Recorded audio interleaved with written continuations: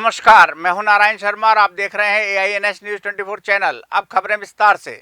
छत्तीसगढ़ के मुख्यमंत्री विष्णुदेव साय की अध्यक्षता में संपन्न हुई मंत्रिपरिषद की बैठक में छत्तीसगढ़ आबकारी नीति वित्तीय वर्ष 2024-25 के अनुमोदन के साथ ये निर्णय लिया गया कि अब कोई भी नई मदिरा की दुकान नहीं खोली जाएगी।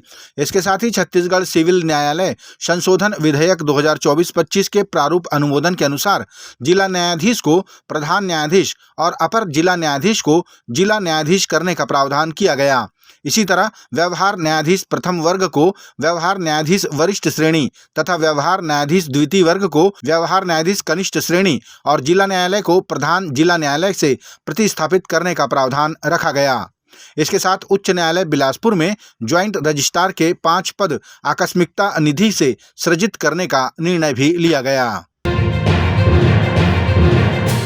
राजधानी रायपुर में बागेश्वर महाराज पंडित धीरेन्द्र शास्त्री के द्वारा लगाए गए दिव्य दरबार में आज भूत प्रेत की भी एंट्री हो गई।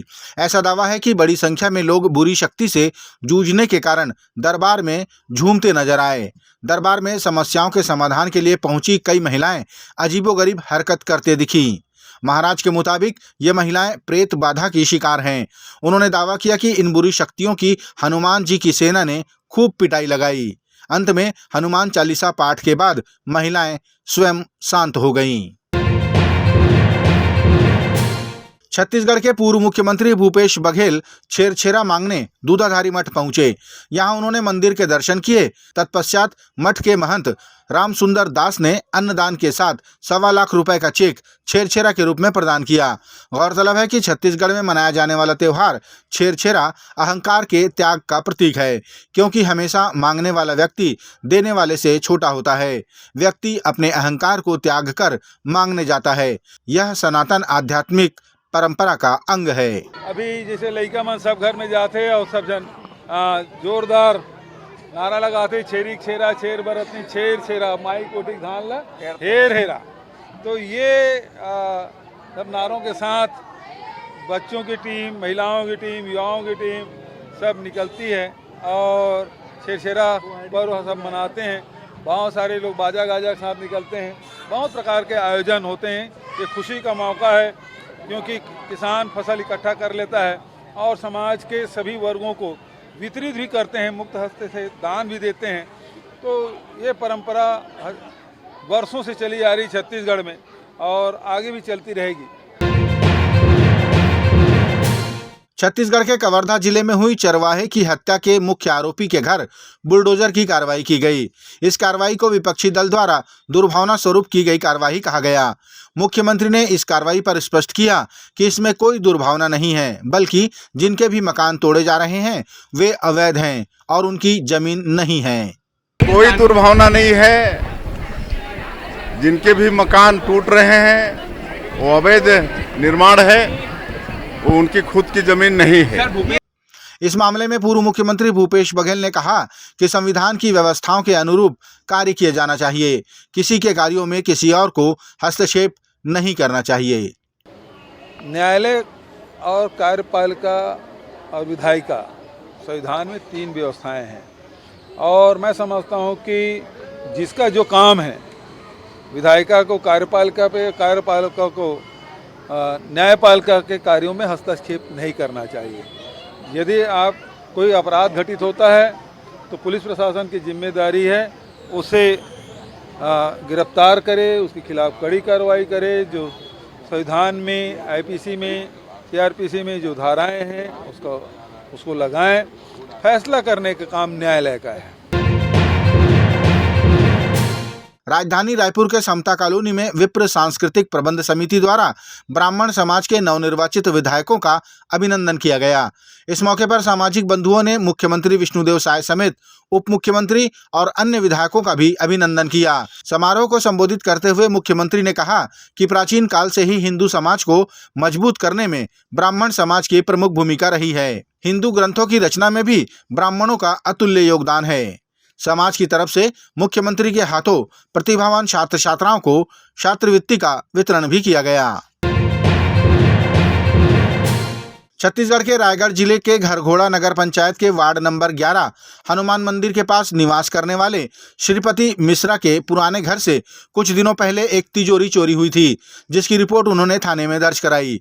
प्रार्थी श्रीपति मिश्रा ने अपनी रिपोर्ट में तिजोरी में चांदी के जेवर होना बताया।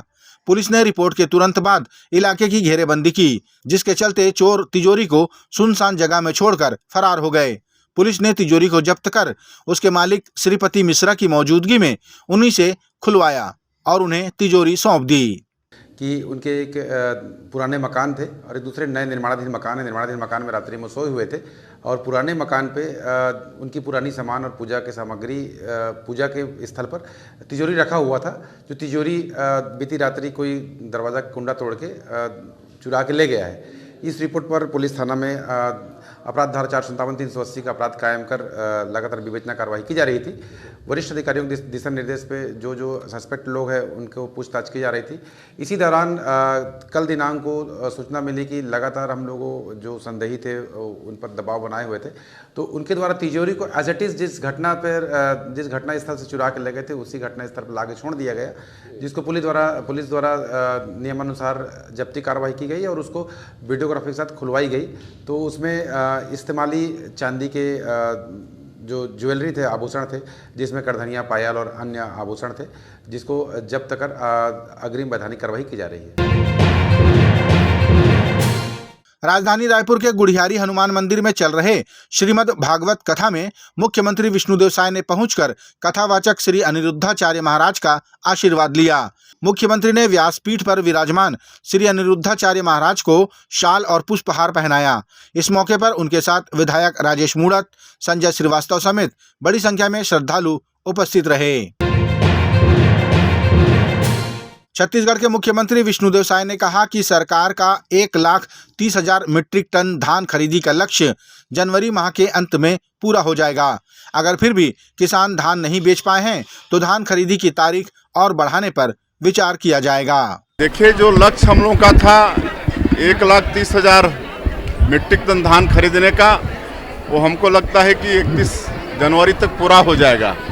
उसके बाद भी अगर किसानों की मांग आएगी, धान अगर बेच नहीं पाएंगे तो सरकार जरूर सोचेगी। राष्ट्रीय मतदाता दिवस के अवसर पर सभी मतदाताओं से पूर्व मुख्यमंत्री भूपेश बघेल ने अपील की है कि सभी मतदाता अपने मताधिकार का प्रयोग करें। साथ ही उन्होंने कहा कि भावनाओं और नफरत को एक तरफ करते हुए देश, राज्य और अपने राष्ट्र के विकास को ध्यान में रखते हुए अपने मताधिकार का प्रयोग अवश्य करें। छत्तीसगढ़ के मतदाताओं से यही कहना चाहूँगा कि अपने मताधिकार का प्रयोग करें और आपके एक मत से आपका भविष्य तय होता है, पूरे प्रदेश का भविष्य तय होता है, देश का भविष्य तय होता है। तो इससे आप सोच समझकर निर्णय लें, केवल भावनात्मक या किसी से नफरत के आधार पर नहीं, बल्कि आप अपने परिवार, अपने समाज, अपने प्रदेश और देश के उन्नति के लिए इसका उपयोग करें। ये थे आज के प्रमुख समाचार। आप देख रहे थे हमारा लोकप्रिय यूट्यूब चैनल AINS न्यूज़ 24। अब हमें इजाज़त दीजिए। कल तक रोजाना की ताज़ा खबरों के लिए आप देखते रहिए हमारा लोकप्रिय यूट्यूब चैनल। हमारे यूट्यूब चैनल को लाइक, सब्सक्राइब और बेल आइकन का बटन दबाना ना भूलें। नमस्कार।